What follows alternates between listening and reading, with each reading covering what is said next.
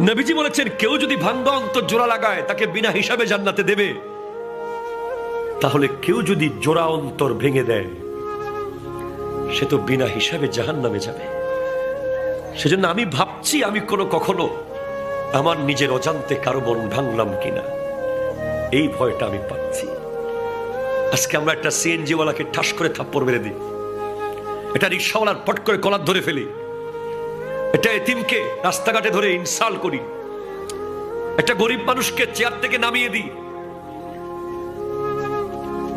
একটা ফকিরকে অপমান করি, অপদস্থ করে কথা বলি, কোরবানির দিন গোশতের টুকরো একটু বেশি দিতে হবে বলে দরজা বন্ধ করে দিই।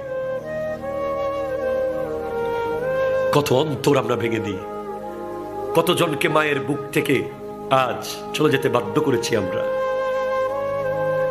কতজন শখের ব্যবসা প্রতিষ্ঠান ধ্বংস হয়ে গেছে, এখনো হয়েছে, তখনও হয়েছে, যখনই হয়েছে। যেখানেই যার অন্তর ভেঙেছেন, অন্তর ভাঙা এটা অনেক কঠিন একটা ভয়ঙ্কর গুনাহের কাজ। বিনা হিসাবে জাহান্নামে চলে যাবেন। অথচ একজন এতিমের মাথায় যদি আপনি হাত বুলিয়ে দেন, তার অন্তরটা আপনি জোড়া লাগিয়ে দিয়েছেন। একজন ফকিরকে যদি আপনি সামর্থ্য না থাকে বলেন, বাবা সিনার সাথে জড়িয়ে ধরে বলেন, বাবা আমার কাছে তো আর নাই, ইনশাল্লাহ আরেকদিন আপনাকে দেব। কোরবানির দিন আপনি গরুর গোশত দেওয়ার সময় সম্মান করে দেন। কোরবানির দিন আপনার বাড়িতে যে গরুর গোশতের জন্য আসে সে ফকির নয়, এটা তার হক। যাকাত দেওয়ার সময় আপনি তাকে সেলুট করে করে যাকাত দেন। যাকাত এটা দান নয়, এটা তার হক। কথা বলেন না ঠিক না?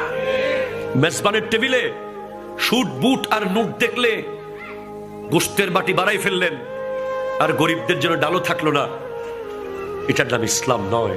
হযরত আম্মা জান আয়েশা সিদ্দিকা রাদিয়াল্লাহু তাআলা আনহাকে আমার নবী ইরশাদ করছেন মেরাজ থেকে এসে, সাল ইয়া আয়েশা, আয়েশা আজকে তোমার যা ইচ্ছা আমার কাছে চাও, আমি দিয়ে দেব।